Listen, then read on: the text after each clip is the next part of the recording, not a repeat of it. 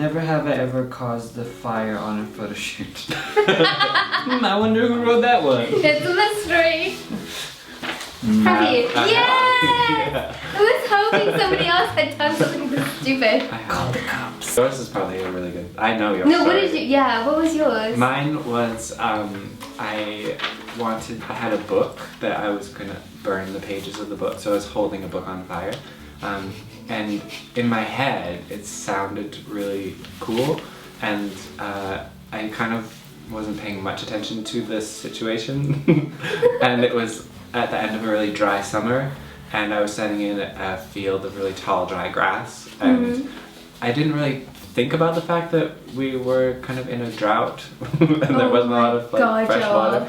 And so I lit the book on fire, and it really went up, and a lot faster than I thought it was going to. So I was holding this book open in front of my face, trying to shoot pictures with the remote underneath at the same time, and there's flames and everything, and I thought, like, this is gonna look so good. And then I realized that the pieces of the book that were on fire were kind of drifting up into the sky, but then coming back down and landing in different parts of the grass, and like starting these little pocket fires. And so I was trying to run around and like put them all out, and then I thought for sure like I got rid of them all. And then in the distance I could hear like fire truck sirens. So I just packed up my stuff and I got out of there. Oh my god, that it wasn't for you. me because I was quite... You caused the Great Fire of Canada. Sorry about that. No, thankfully I made sure everything was put out, and like anytime I've ever had fire, I always make sure that I have water, because I didn't even bring water. Yeah. I don't know why I didn't even think to bring water with me. Yeah, I didn't think either. So fire, always have water. Or a fire extinguisher. Yeah. Like, bring a baby fire extinguisher with you. You can get them. I know yours. Yours is a good story. Yeah. I shared my story on Facebook, and it was basically, I'll just be quick. I had a scene where I was shooting this girl with dried flowers, except it was half. It was like half alive, half dried, because they were kind of at the end of they were discarded flowers, basically. And I set off a smoke grenade behind her, but the smoke grenade fell from my hand. I didn't get a chance to place it. It just fell behind the foliage. And I've shot with smoke grenades before, and I was like, oh yeah, it's totally fine, no big deal. And you know, the model was in the scene, her hair was up connected to all like the flowers, like flowers everywhere. And then I was shooting, and we heard like a and then I was like, what is that? And then a whoosh, and there was like fire right next to her. Like, I think the smoke grenade had just set up a spark with the dried twigs, and it just blew up next to her, and she turned around and it was like right there.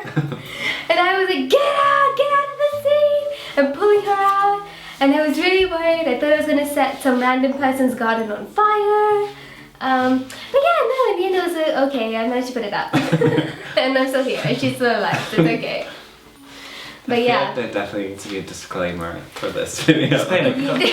Use stock photography. Don't follow anything we do. Imagine if we shot together. Oh, it would be tragic. It would be so I would great. be broken with laying on the ground and on fire. And I'll bring the fire extinguisher, you bring the water. We could Man, I'm not gonna be getting. That's why I do Photoshop. I don't wanna you'd be inside. Yeah. Safe, near safe. In my retouching bubble, just rolling in there. That was really funny.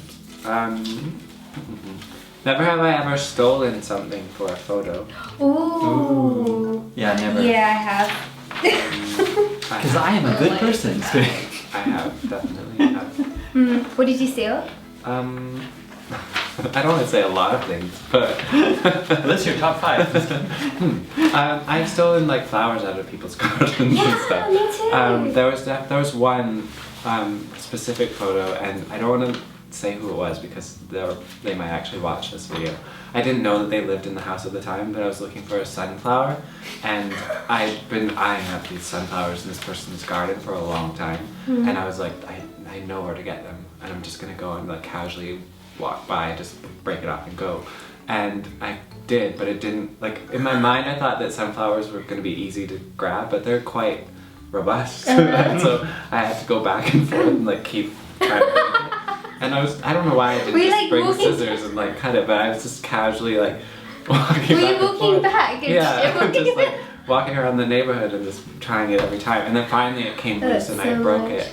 And as fate would have it, the person actually commented on the photo. Oh. And I didn't have the heart to be like, I took this from your house. Oh. And I didn't know that it was their house until I went to deliver a print that they had bought, and they gave me bought the the address, and it was the address of the house, and I was like, oh no, this That's is a like small that. world situation. It was small town problems. I live in a small town, but yeah, I've stolen flowers. I stole a box of old books from a place once. It's all coming out now. They looked like they were going to be discarded. I saved them.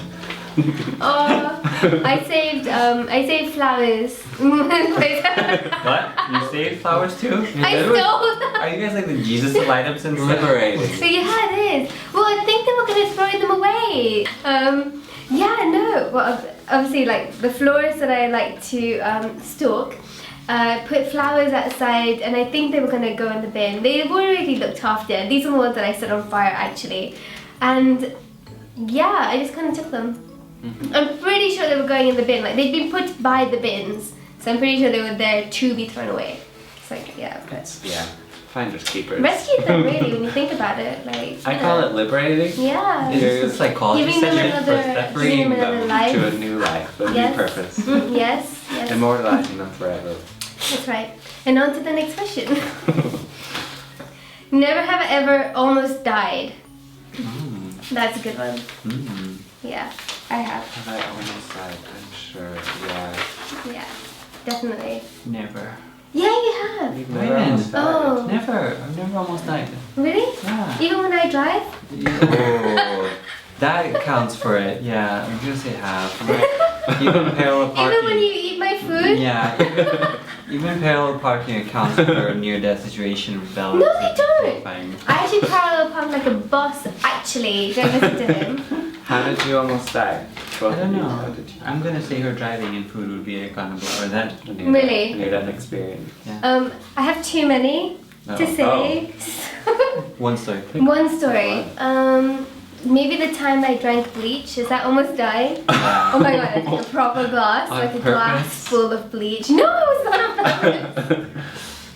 I just thought maybe you wanted to see like what would happen. No, this one was when I was a It's kid. an accident. Yeah, it was, genuinely. I was a kid, I was around 8 or 9 and I'd been outside playing and I was hot and I ran inside the house, and this was when we lived back in Kenya, and somebody, and I think it was a maid, had put bleach in a drinking glass ready to take outside to take with her when she was cleaning, but she'd left it on the kitchen counter. So I thought it was water. So I ran in, I was all hot and bothered, I was like, oh, I'm so thirsty. And it was like near the end, I was like, Oh no. this hurts to drink, and it was properly bleach. Yeah. Did you So- have to go to the hospital? No. Just- No, I didn't. No, because it just so happened with life's coincidences that 2 days prior I'd watched like a children's medical program on TV, which is what to do if your child drinks bleach. No lie. Or like any kind of detergent Wow. or toilet So thing, you knew yeah. what to do. Yeah, I was like, you're supposed to suck on a sweet because it helps the reflexes to not throw up, because you don't want to throw it up Right. because it burns on the way down and then it will On the just way burn up. even more on the way up. Ooh. So you're supposed to suck on a sweet and drink lots of water. This is an educational video. Yeah. Yeah. So, I told my mum obviously what I did, and she lost her shit. And I was like, no, Mum, I just need to suck on a sweet. And she's like, I'm not giving you a sweet right now. So that happened. Wow. That's What about terrifying. you? I've had so many, like that's just one. I've definitely I've crashed a lot in mountain biking and Yeah. broken bones and stuff doing that, but not almost died doing that. I felt like I was going to die a few times, like food poisoning and stuff like that. Oh, yeah. But there was a time I had gone on a cycling trip by myself, and I get a bit competitive, especially when it's just me. For some reason, I really like to push myself, and if I think I can go farther or faster, I'll try. And so I was cycling about 120 kilometers for a day, and it was raining, it was cold, and I was just wanted to get home. So I cycled the whole way home, and I did it quite fast, and I got home and I started to feel really like unwell, and my chest started hurting, and I felt like I was having a heart attack. And I was only like 26 or 25, so it was quite strange to feel like that.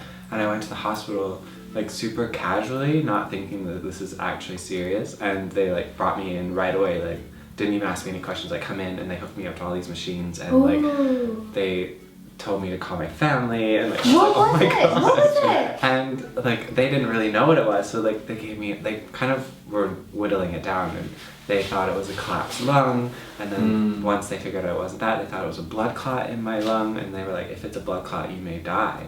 And I was like, oh my god, like, nobody knows that I'm here. Joe, that's terrifying. And so I was like awake, like oh my gosh, I might die. And like I was trying not to like get stressed about it, and I had to wait till the next day for the CAT scan operator to be in for the morning shift. So they were just keeping me overnight, and so I was like sitting there like, what do I do? Like I'm just sitting here. And so I ended up having a CAT scan and everything was clear, and they figured out that I had just pulled all the muscles in my chest. Oh, okay. So it wasn't anything like super serious, but I thought I was going to die. And like they were convinced that I was going to die, so for a short time I didn't feel like I was going to die. That's really intense. And they were just really paranoid about it, and I have a really low heart rate, and so when you're hooked up to like a heart rate monitor, it will sound an alarm if it dips below a certain percent or a certain beat per minute, and mine kept dipping below just because I was sitting doing nothing, and it kept sounding off these alarms, and then the people kept running in and checking everything. Like, wow, so I was quite convinced that was my final day. I was like, oh my god. What went through your mind? Like all the things that you wanted to do? Yeah, I don't know. I was like, it was mostly just like, I felt really, I was like, I kind of just wanted to leave, and I was like, if I'm gonna die, I don't want to die here. Yeah. Like, let me out, and like, let me go into the woods and just fall over there or something. Like, That's I didn't want amazing, to. isn't it? I didn't want mental. to die in a hospital. Yeah, it was. Gosh. I didn't really have like an epiphany or anything, but I just was like, this isn't. I'm not done. But B, I'm gonna be here. You might be a ghost right now. You know. I could be dead. Do you think you're like a stronger person for having a near-death experience?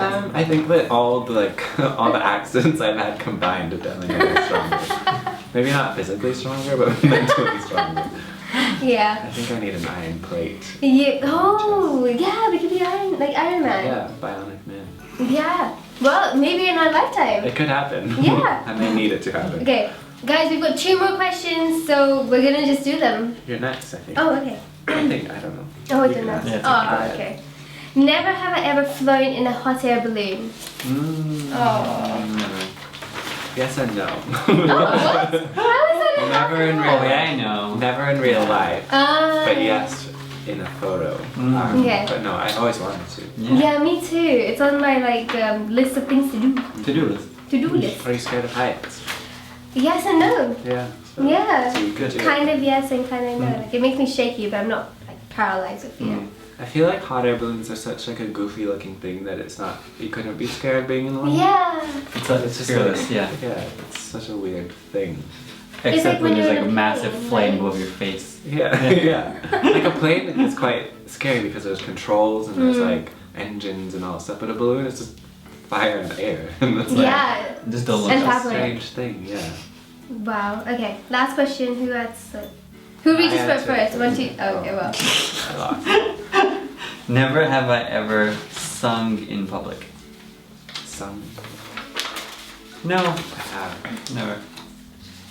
You have. I have. Yeah, How do you you know? I don't think So you so. found the videos. Yeah, I saw it. It's Been a following secret you. account. I've been stalking both of you. What did you sing? I was actually in a singing group in school, so I was like in a big choir, and then there was a smaller choir that was, imagine Glee, but like Canadian Glee. There was, More stories. it was that. So yeah, I sang in that group for 2 years. We did like events, we sang at things, so there was 12 of us, and it was fun. It was. So thank you all so much for watching, and thank you Pratik for being here, and also for Joel for being here as well. Happy to be here. Yeah, I hope you guys enjoyed this video and learned a few things about us. I definitely learned a few things about these two. Yeah. And yeah, if you guys have any more Never Have I Ever questions or any like comments you'd like to leave, then feel free to do that in the comment section below. And if you like this video, give it a thumbs up. and feel free to subscribe as well. So thanks everybody. Bye. Bye.